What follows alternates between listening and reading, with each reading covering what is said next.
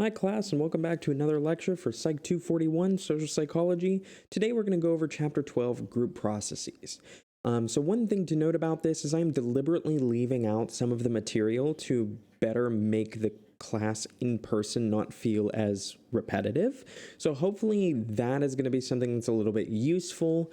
Other than that, in terms of announcements, you know my office hours, hopefully by now. Additionally, we're at the last third of the course. So as the old school picture used to say in the classic Comic Sans, hang in there. And I need to tell that to myself too a little bit. So where are we going? Well, today we're going to talk about a couple different things. We're going to talk about group formation. What are groups and how do they form?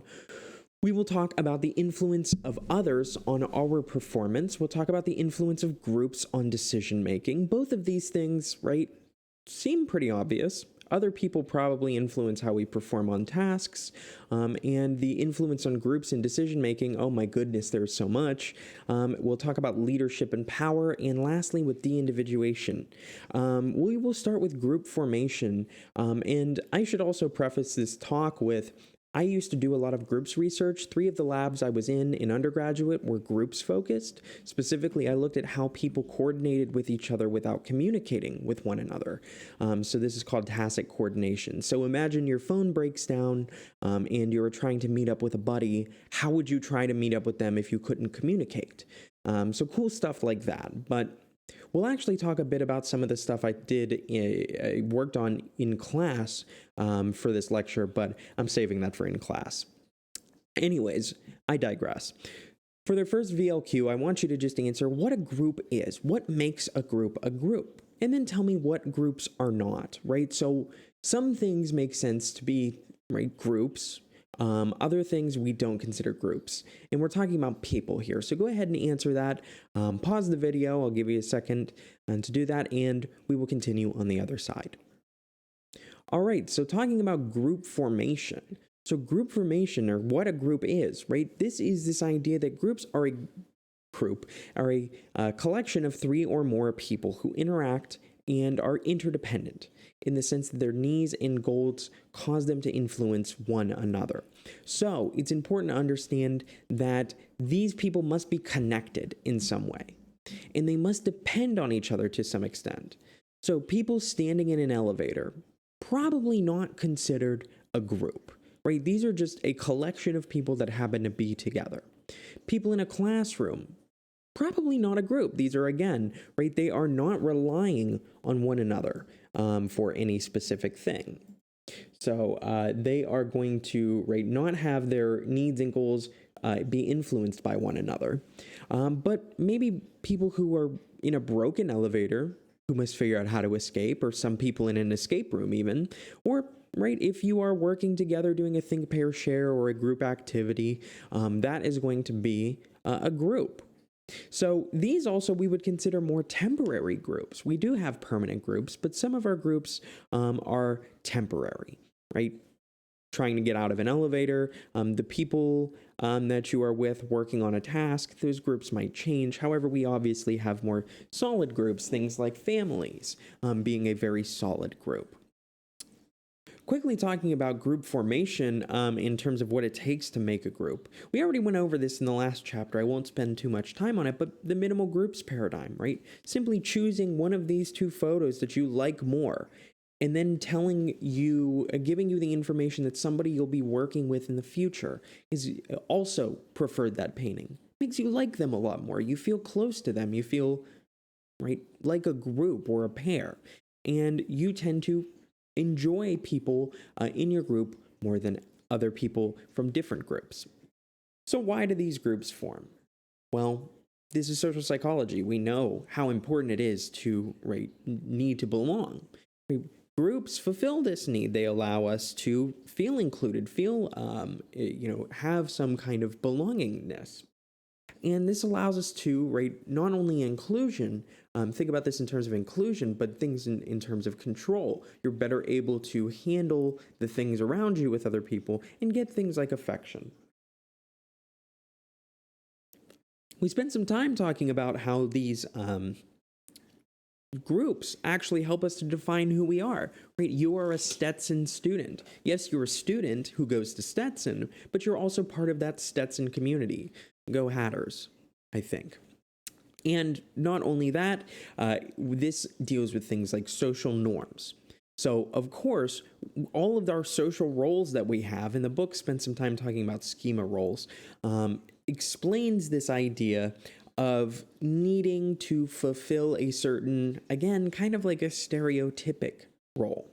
So we have shared expectations about a group and how particular people are supposed to behave. So for instance, we can talk about the fact that in a group, a dad, for instance, of a family is supposed to act a certain way. Now, of course, taken to the extreme, this can be really sexist, thinking like he has to be the breadwinner, but dads are typically supposed to take care of the family and kind of be the protector, or that's kind of the social role that's seen. So you might see how people fall into those social roles based on the groups they're in. But let's go on and talk about the influence of others on performance. And this might seem like an interesting question, but it should be pretty obvious. For this second question, just answer A or B. Which of these behaviors would you rather do in front of a group of peers? So say we were all in class and I had apparently a group of sandwich making materials in front of me on one end and a complex mathematical equation on the other end. Say that for the sake of this, you know how to complete the math equation. Maybe it's just kind of you have to use your PEMDAS to do this. But what would you rather do in front of your peers if I called you on right on the spot? Would you rather come up and make yourself a sandwich in front of me, or would you rather solve this complex equation in front of me in the class? Go ahead and answer that question, and we'll talk about it on the next couple slides. So when we think about how groups influence us, we can talk about those first two studies we spoke about in class, the triplet and the Ringelmann studies. Now with triplet, right, this was the biking that he talked about. Now, what he also did in what is labeled the first ever social psych experiment is he brought 40 kids into his lab and had them turn fishing reels as fast as they could. Now, what he found was that the kids would turn their reels faster in a group rather than alone. So sitting there spinning this, you're more likely to go quicker as a group. This is the idea of social facilitation. So technically one of the oldest terms in social psychology. And social facilitation is the idea that the mere presence of others can enhance our performance. So I have a very lazy dog right next to me. And she has a bunch of rawhides scattered about the house. She likes to eat them a little bit, and then she wants to put them away. And then pretends that they're too good for her, and she wants a new one. The point with this, though, is every once in a while, when we lived in Texas, we had a friend who would come over with their dog, and their dog would stay for a couple hours. And this dog was a little bit more competitive than my dog, and would love to chew. And as soon as this dog came into the house, my dog would get all excited and start to chew any bone she could find. The ones that have been laying here for days. This is a really cool thing to demonstrate what I'm talking about, that the mere presence of others, right, can enhance our performance, right, can make my dog chew a bone faster. But we see this all over. It's universal. Ants can even do this. Ants dig more earth. Fruit flies preen more, so clean themselves more. Centipedes move faster, and dogs eat more when others are around. It's an incredibly common feature of social species. But here's the question. What about if you're just watching? If there's another dog in the room, but not necessarily trying to chew bones, is my dog going to chew the bones faster? Well, that's a very specific behavior. It's likely to happen, but also that this same basic effect is found when others are doing the same task. They don't just, it's only, it's when others are not doing the same task, but they're simply there. So simply watching somebody do something might make them do better. However, in the 1920s, Allport wanted to look at this again because he was thinking about specific situations that this doesn't work. So he had students at Harvard and Radcliffe, he had these students refute philosophical arguments as best he can in 5 minutes. Now, that's not an easy task. Students tended to do better alone than when in the presence of others. And Allport called this social inhibition, right? So inhibiting, to stop. The mere presence of others disrupts or hinders our performance. So, how does this make any sense? Well, which of those two things would you rather do? Would you rather make the sandwich or the complex math problems? You'd probably rather the sandwich. Now, on the other hand, right, difficult tasks tend to make us do worse. So science, what a name, spelled that way and pronounced science. Science took until 1969, nearly 1970, to really put these two hypotheses or sections of a theory together to create a unified theory. And how they did that was they looked at cockroaches. So what they did was they made a maze for cockroaches. And how they did this was really clever. They made a maze that was just basically and this was all done in kind of clear plexiglass. They made a maze where there was no kind of where to hide, right? This was all clear so it could be seen through. And the cockroach was able to run down this tube. And at the end of this tube was a black box, so somewhere that the cockroach could hide. And what they did was they put a light on the other side shining through.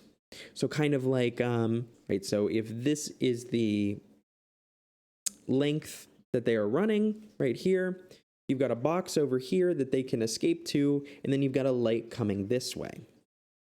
And so we put a cockroach in here, and we see how long it takes them to get to that box. Okay?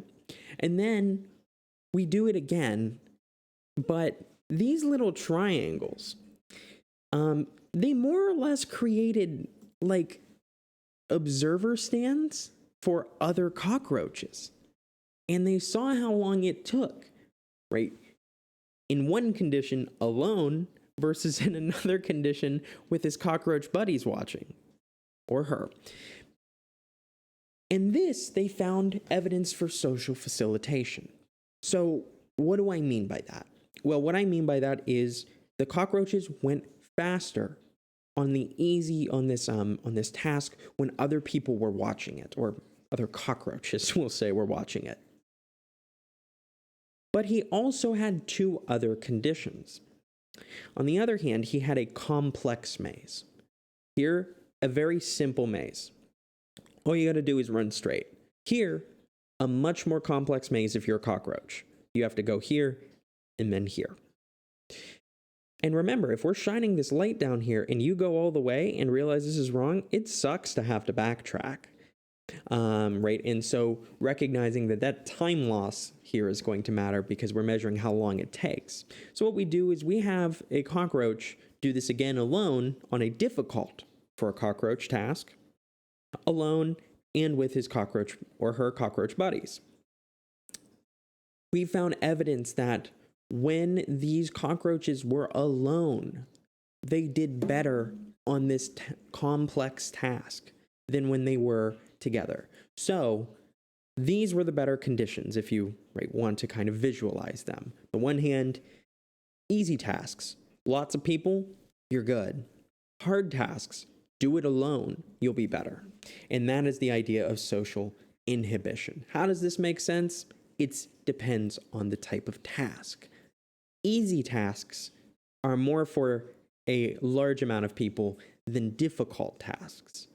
It's easier to perform well-learned tasks in front of other people. You can drink coffee, usually without spilling on yourself in front of other people, right? Because it's a pretty well-learned practice. But on the other hand, right, you can't, unless you're very well practiced, just juggle in front of a big group of people, especially if you're new at juggling, because this is going to be not a well-practiced task. This is going to be a novel task in the sense, novel meaning new. So Zientz's theory explains both of these. The mere presence of others causes physiological arousal, right? That kind of intense, right? Sometimes it feels like nervousness. Sometimes at the extreme, it can be anxiety, but just that kind of increase in your parasympathetic nervous system, or excuse me, your sympathetic nervous system ramping you up. And this increases your dominant response tendencies. We tend to go with the schema or what is more natural to us. And when this is an easy or well-learned task, the dominant response is usually correct and our performance is better. Think of this like the example of you probably are very well versed in making a sandwich. You know how to do this, and really how much more stress is going to put you on to do such a well-learned task in front of a group of people. But on the other hand, with difficult tasks, the dominance response is not necessarily correct. It's much harder to kind of think through that math problem, especially if you're not well versed in it and you haven't seen this before or you haven't seen it for a couple years, right? If I pulled up a bunch of geometry, I certainly wouldn't be too good at it. But being in front of a group of people, my performance will be impaired because that extra pressure of people there might be too much and cause you to choke. In the sense of performance, not physically. So when this is well learned, right?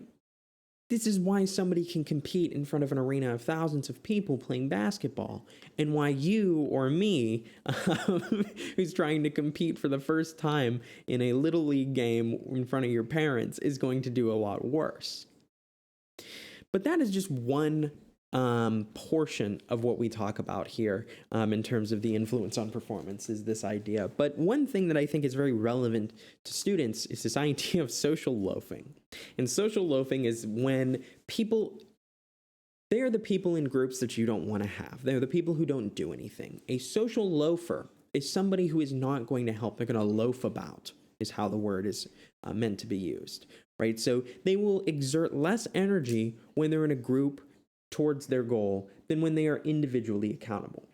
Now, certainly many of you can agree that when you die, that your group project members can let you down one last time, because I know I can, and remind me that I have a very good story about how much work I had to put into a project. And this is a lot like the other study we talked about at the very beginning of the semester, Ringelmann's study, the tug-of-war study. Children pulled less hard when they were in a group rather than individually.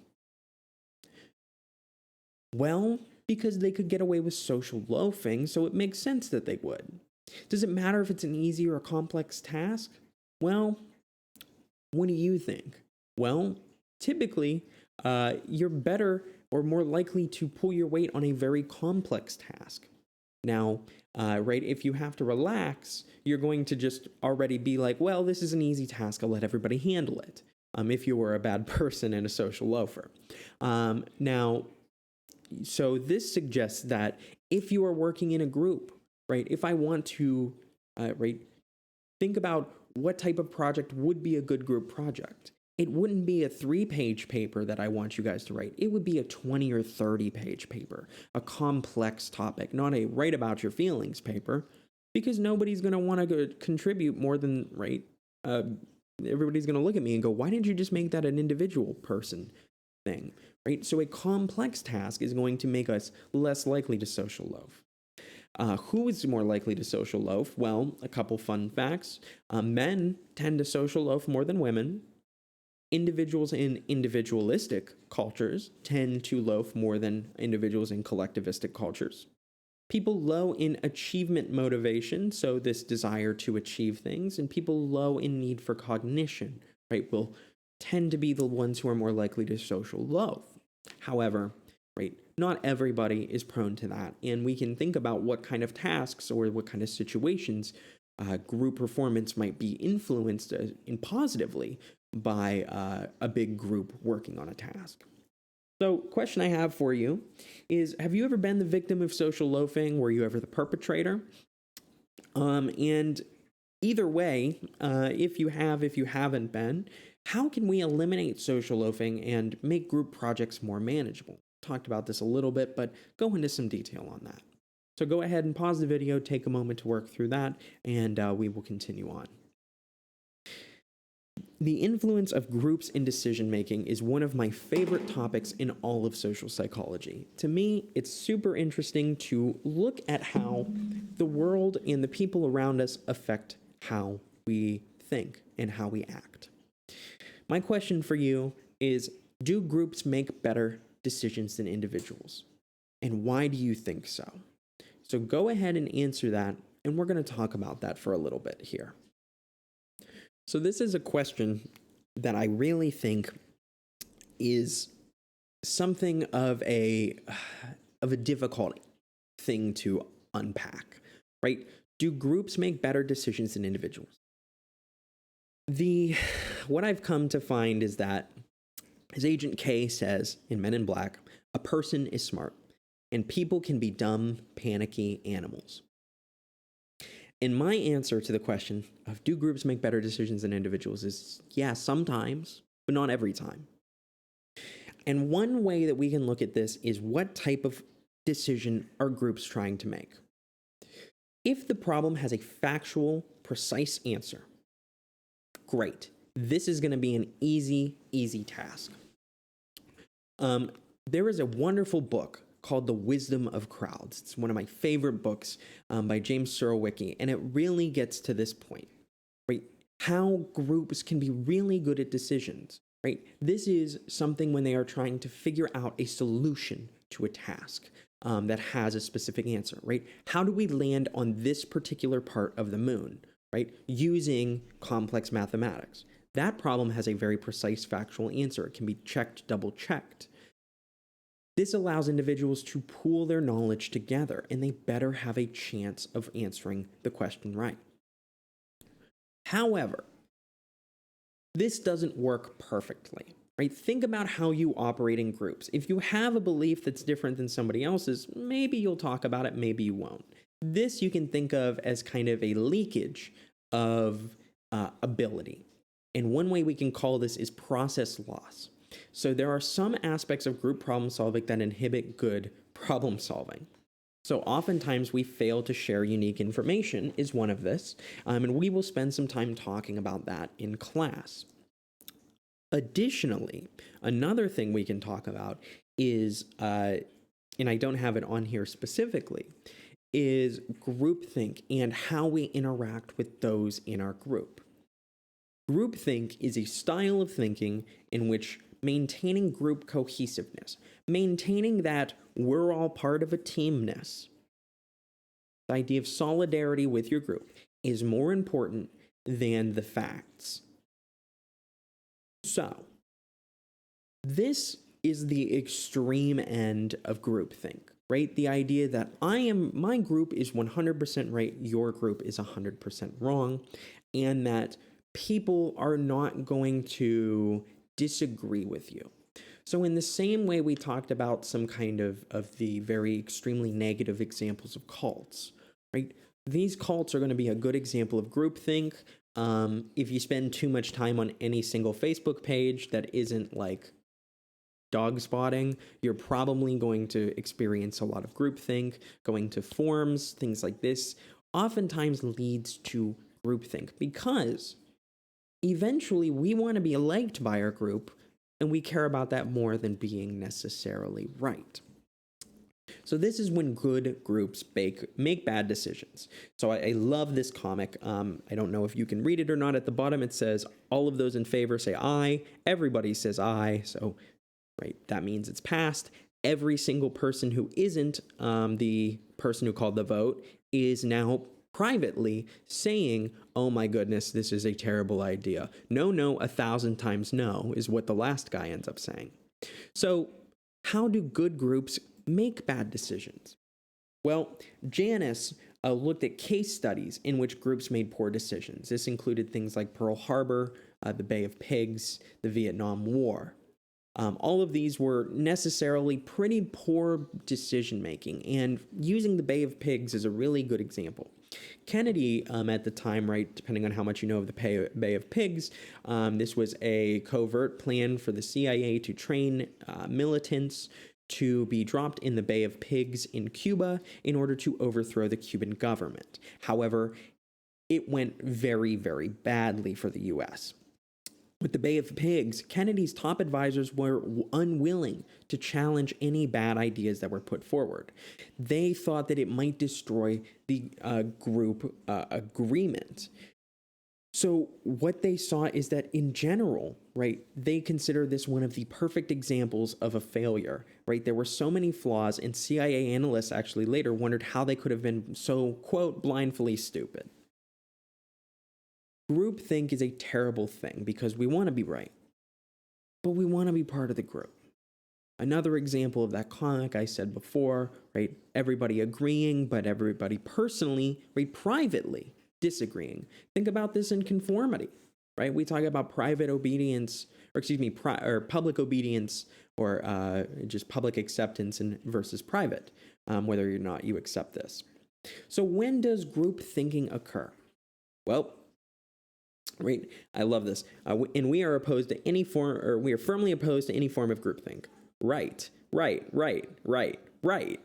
Well, yeah, is that? So highly cohesive groups tend to be more likely to have groupthink. So groups that really want to stick together. So the group is valued, it's considered attractive to other people. Again, not physically, but maybe a powerful group or a group that is considered high in status. People very much want to be members. Also, these members should be homogenous. They should be very similar, come from similar backgrounds, similar races, similar ethnicities, right? Similar genders. The more similar, the more homogenous, the more likely groupthink is to occur. Groups will tend to isolate themselves from contrary opinions. If the group is isolated, then you're protected from hearing alternative viewpoints. This is terrible on Facebook, in my opinion, because here we go having an issue where, say you sit on a page of strong conservative or strong liberal people. Nobody is going to put out a piece of news from the other side's camp that actually has good points, maybe, to make against yours, because, well, I'm trying to stay away from that, because my group's right. It doesn't matter which side I'm on. So isolation matters. Having a directive leader, right? Somebody who makes their wishes known, a leader who controls the discussion and makes themselves kind of apparent what they want out of this, is going to cause more groupthink. If I walked in and I said, all right, let's just try to get through this as quick as possible, you guys are probably going to be like, okay, let's not mess with him. Stressful situations, right? If the group members find that this is a stressful situation, they're more likely to protect the group. And then they might use poor decision-making procedures. So no standard to consider alternatives, no appointing somebody as maybe a devil's advocate or asking them to kind of have, come up with your best counter-argument. And what you see in groupthinked groups is that groups believe that they're invulnerable. They can do no wrong. They can't fail. They're perfect, and they're going to stay forever. Think about this as right. Hitler called his reign the Third Reich will last 1,000 years. He said that his empire was going to last 1,000 years. It did not. Right. Hitler and his top advisors are actually another great example of groupthink as well. This idea that a group is believed to be morally correct, that a group believes that God is on their side or that they are doing the truly moral thing. This belief that their code is correct often keeps them going. It says, right, I have this worthy cause which I am fighting for. They have a stereotyped view of the outgroup, and right, they view the outgroup as very homogenous, very similar. Right? The opposing sides are all viewed in a simplistic, stereotyped manner. Think about this at the extreme for this election, that anybody who votes for X, whichever candidate you don't like, is an idiot, right? That's a pretty stereotyped group or view of the outgroup. Right? I know intelligent people who voted both ways in past elections, and I don't think it's fair to just expect that that is the only characteristic you can say about people. Self-censorship is a really good one that I'd like to mention. Sometimes people do have contrary opinions. Sometimes people will be able to refute this, right? If I said, all transfer students are just, X, Y, or Z. I don't want to pick on transfer students because I think there's no problems with them, and I don't want to give you guys a complex. But, if I said, man, all transfer students are X, Y, or Z, and everybody was like, yeah, even if you're a transfer student and you like this group, you might be more likely to just shut your mouth because, you withhold information or opinions that will go against the group. You don't want to bring down group morale, or you don't want to be criticized or kicked out of the group. There were plenty of Jews who were part of the Nazi Party for an incredibly long time of this, suggesting that they were very beholden to that group. This idea of conformity pressure, as we talked about in conformity, our lectures on that this is going to be, there's pressure to not dissent. There's pressure to not go against the group. So you're more likely to stick with it. And lastly, this illusion of unanimity. So this illusion created by everybody agreeing in person, but maybe privately disagreeing. So, this is where when people start to talk with one another, it's like, well, wait, I feel the same way. And so this, again, goes back to this great example of people privately disagreeing but publicly agreeing. So what are the ways in which we can prevent groupthink? Well, we can be impartial. We should have people make their demands or make their opinions known. Members try to please those individuals. Typically we don't want to do that. I think the best way to do this is you say, I know we're coming to the table with our own set of biases, but let's try to put that aside. And another important thing here is being able to have a devil's advocate or seeking outside opinions. If everybody agrees that this is a good idea, right off the bat, stop, double check, If you're in a group that has to do a group project, you should be going through every step of the way, in terms of your rubric, what you need to do, and saying, okay, so how should we do this? How should we do that? And you should ask somebody in the group to say, well, is that the best way we can do it? Or is that really what the teacher's going to want? Another good thing about this is it's a way to see what the other side might say. Seeking outside opinions, making sure the other side is known, or just double checking. It's like, hey, I want to run something by you. It's also this idea of creating subgroups, which is really nice. So create subgroups that meet beforehand, little committees, in which case you can kind of put tasks out there for it. And then another way is to seek anonymous opinions. Do votes anonymously, or say, please, go ahead and submit criticisms or feedback. That, though, requires you being able to promote being correct over solidarity, If you are the one person who, makes your voice known in kind of an anonymous opinion, and everybody, says, well, forget that, this person isn't a team player.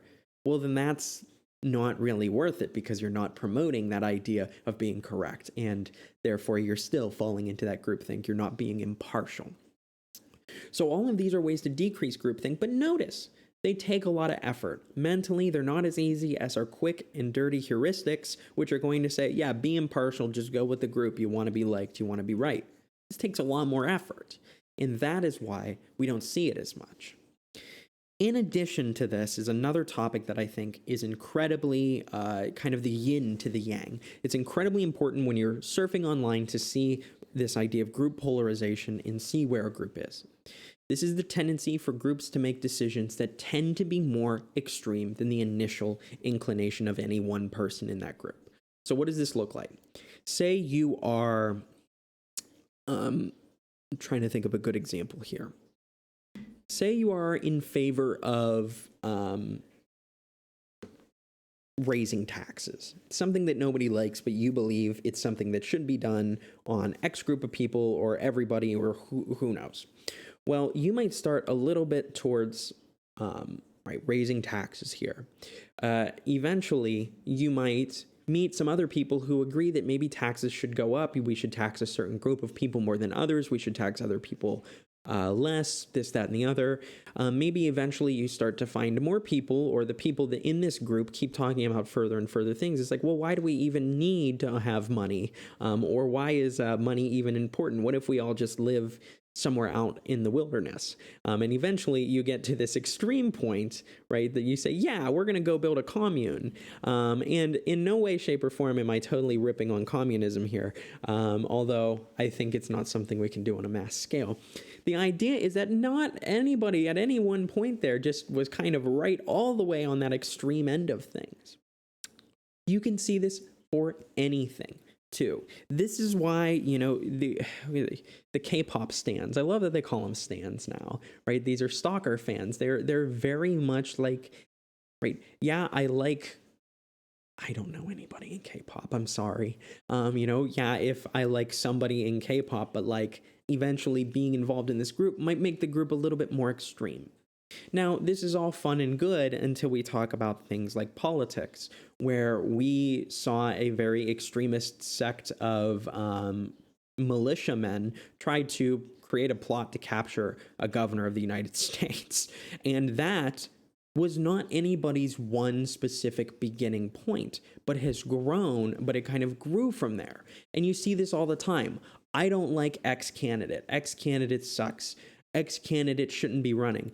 X candidate should die, right? Like to the extreme, like I hate this person is a pretty extreme judgment to have about certain individuals.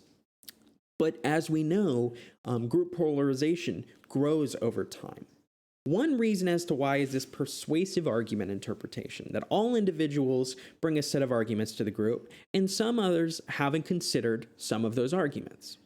Well, you know, I agree with raising taxes, but you bring up some good points that I hadn't thought about, so I agree with you more.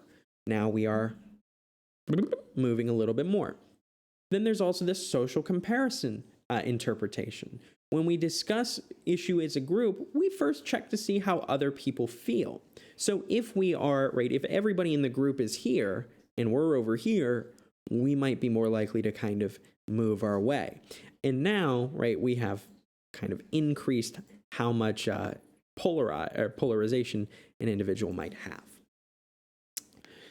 So group polarization is very, very, I think, is a big problem, and it comes right along with groupthink. And this is why we see things like echo chambers being created, and it's something I think we should spend some time talking about during class as well. But I've spent a lot of time on that. So let's talk about what a leader is. Let's talk about leadership and power. So what is a leader? Is this somebody like Steve Jobs, Mahatma Gandhi, Adolf Hitler, JFK? Are these people who are leaders? Many people would say yes. I'm sure you can think of other examples. A leader is a person who exerts the most influence on a group in terms of behavior and beliefs. So when every single person in a group is on equal playing field, equal levels of status, there might be somebody who makes decisions more for everybody else, and they just tend to influence you more. On the other hand, some power structures of group are set up that one person holds all of the influence. Your boss, right? You probably have some influence, right? Like, hey, boss, I'm not going to work 70 hours a week because I don't get paid to work 70 hours a week, right? You have some influence that you can push back on, but if your boss says, right, go clean this up, you're going to go do it. So this is an important understanding that leadership is based on how somebody influences one another, how they're able to influence the group. And the question I want to ask you is, what makes a good leader? So take a moment and answer that question in a couple sentences. What makes somebody a good leader? And go ahead and pause the video, and I will meet up with you on the other side. Additionally, for that VLQ5, I want you to answer this question, just ABCD-ry. Do you think that there are certain personality traits that make a person a good leader regardless of the situation? So solely focusing on that P in the behavior is the function of P and E. go ahead and answer that, and then let us talk about 2 views on groups and leadership.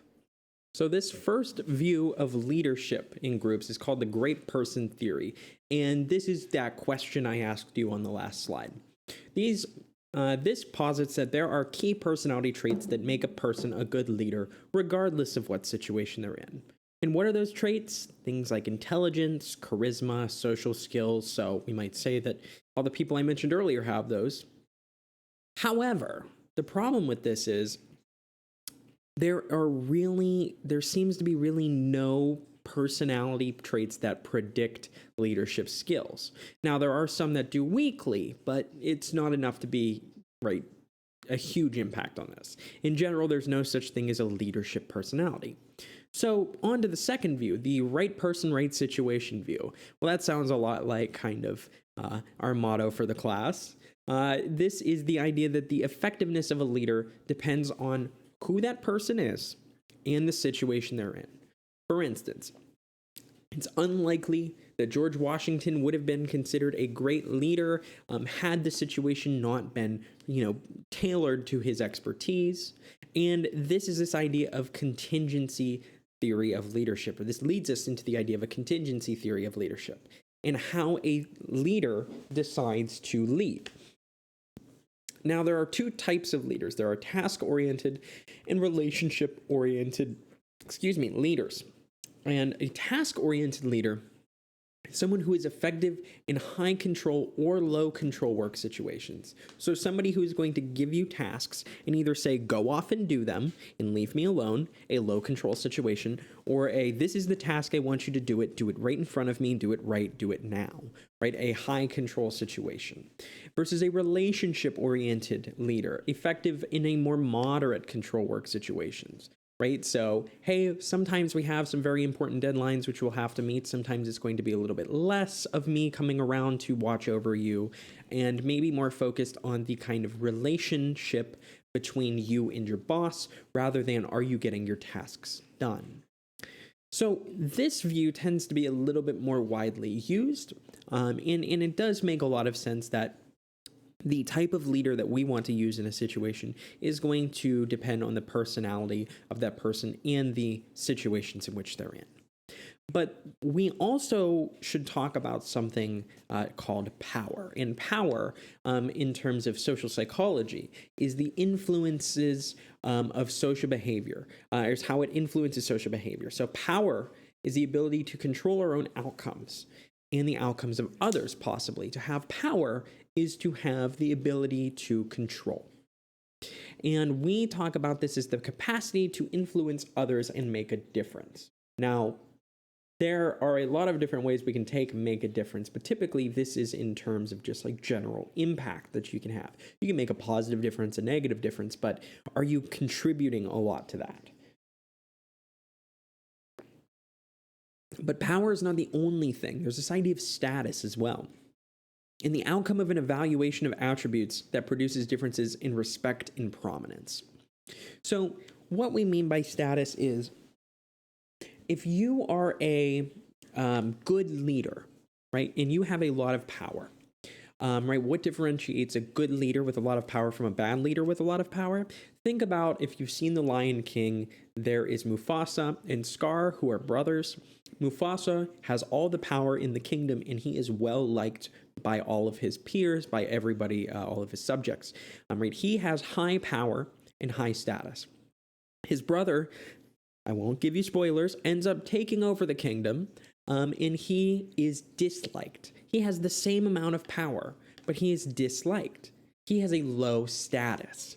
Right? So people evaluate him in terms of attributes that say he's a lot less of a high status individual than Mufasa. But we can have power without status or vice versa. If you get elected to public office and then you break every single promise that you had given, people might not like you, but you're stuck in power for a while. But on the other hand, right, can you have high status and low power? Well, yeah. If the Pope stands in line for the DMV, he doesn't get to go first, right? He doesn't have the ability to control his own or control others' outcomes of moving moving him to the front of the line. He, though, has a lot of respect that people have. So this is an important distinction to make, this idea of, is it a high power, a high status, and how those two might interact, because they're not the same. Most people with high power often have relatively high status, but it's not required. Additionally, the other ways as well. We can also talk about authority. So power derived from an institutionalized roles or formal positions in a hierarchy, This is going to be, when we talk about obedience to authority, some, governmental or institution with these formal rules. We can also talk about things like dominance, behavior enacted with the goal of acquiring or demonstrating power. A good example of this is if you've ever heard of LBJ's strategy to talk to senators. He was a very dominant man in terms of his stature. He was a very, very tall man, and he used to have no bones about getting right up onto people's faces and talking to them and telling them what he was thinking. This middle picture often highlights this really well. Is this guy? He is straight up just like, he's not threatening him, but he is definitely demonstrating that he's the boss in this situation. Now, you don't have to be in a position of power to be dominant necessarily. You can try, and this is almost like when a young buck might try to challenge an older buck in the forest, That you can try to show dominance and gain power, but it doesn't necessarily mean you will be successful. Now, the interesting thing about power is that power affects a lot more than just what you can do. It affects your mindset as well. In the approach inhibition theory, high-powered individuals are more likely to go after goals and make quick judgments. But people who are low in power tend to constrain that behavior and pay more attention to others. So high power, you have more resources and more freedom, so you can do what you want. You can go after your goals. In low power, you have less resources and less freedom. And then having this power lets us pursue goals and desires. And think about it this way. If you had all the money in the world, would you be going to Stetson? Maybe you want to learn this and maybe you want to do this, but if you really wanted to go party in Cabo post-corona, if you have that power, you're going to go after the goals that you want. You're going to care less about other people in general, not necessarily completely, but you're going to pay less attention to others because you were the high status person. Like the boss typically doesn't have to be as attentive to the needs of his subordinates as the subordinates tend to be of the boss. If you know that your boss is having a bad day, you may want to stay away from them, but if your boss knows that you're having a bad day, they might not be as feeling is quite the same way. And what we see is that actually if we reduce people's power, an individual tends to be more cautious. A good example of this, believe it or not, is the show Schitt's Creek.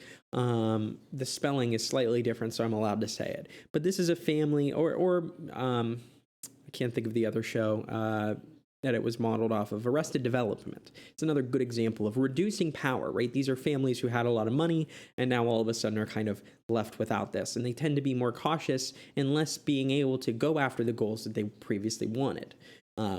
So that is another good way to talk about power. Lastly, a couple slides on de-individuation, De-individuation is what we consider is losing our identity. Loosening of normal constraints on behavior when we can't be identified, We're less likely to be singled out. We're more likely to be kind of hidden away from any of our actions. We can't be held accountable for them. We do see that there's more compliance to group norms when you're de-individuated. You're more likely to go with the group. And these effects are enhanced by features that decrease identifiability, wearing things like masks, or even things like war paint, as we'll see here. So how does this work? Well, there have to be some certain conditions met, Zimbardo would claim, in order to have de-individuation.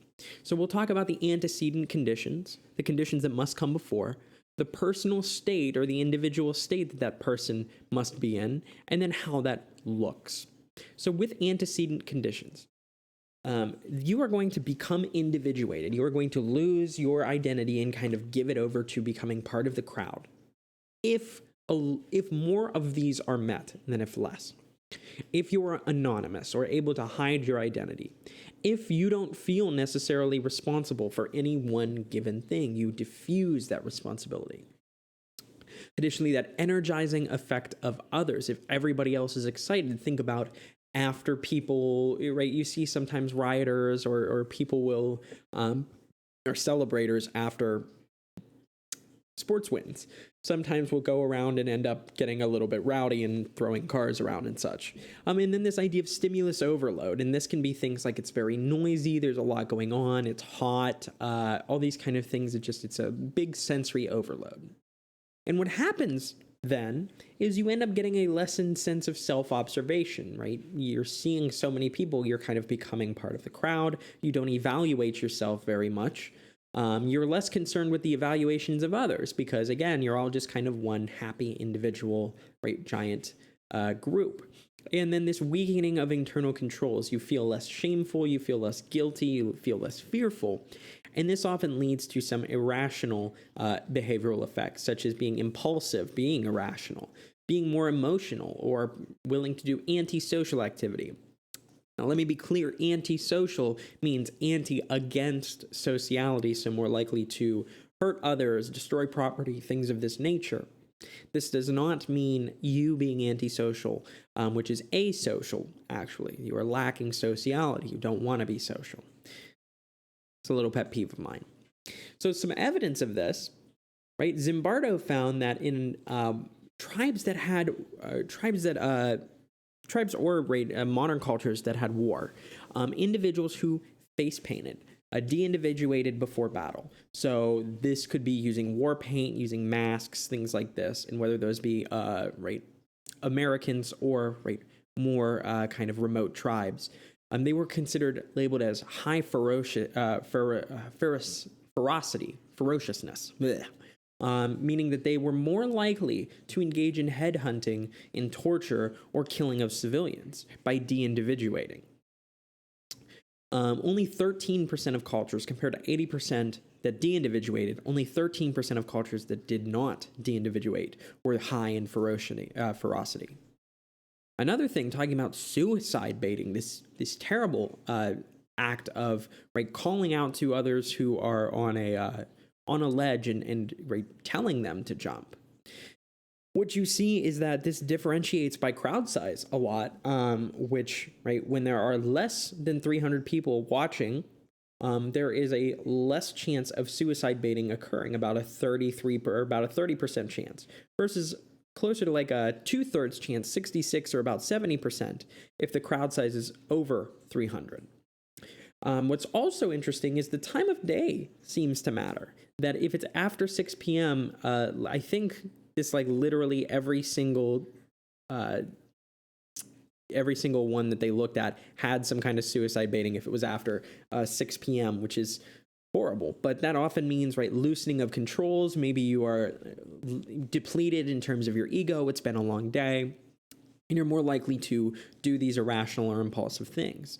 And finally, the worst of all examples is this idea of what happens on Halloween. I know, terrible, is how people actually steal extra candy when being told they should only take one piece from a bowl. What you see is that alone, kids who were individuated, they didn't have masks on, were less likely to take an extra piece of candy. But we see this big increase if you are anonymous, this likelihood of taking candy, taking extra candy, I should say. When it's in groups who are individuated, you still are as likely as you are alone to take extra candy. So, it's pretty incredible that, we see this even in kids. So how can we lose ourselves in the crowd? Through a lot of different ways, but can we get that back? Yes. We can find ourselves again. We can individuate. We can enhance some sense of individual identity. We can look at ourselves and maintain self-awareness. We can pay attention to focusing inwards, thinking about our self-evaluation, stepping out of the crowd and looking from the side. And then the spotlight effect, recognizing that, hey, there are a lot of people here who might pay attention to me. Maybe I should be careful about what I do. So with that in mind, that's everything I have to go over for today. As a reminder, hang in there. If there's anything I can help with, please let me know. Go ahead and shoot me an email. Otherwise, hope you're all doing well, and I will see you in class. Have a good one.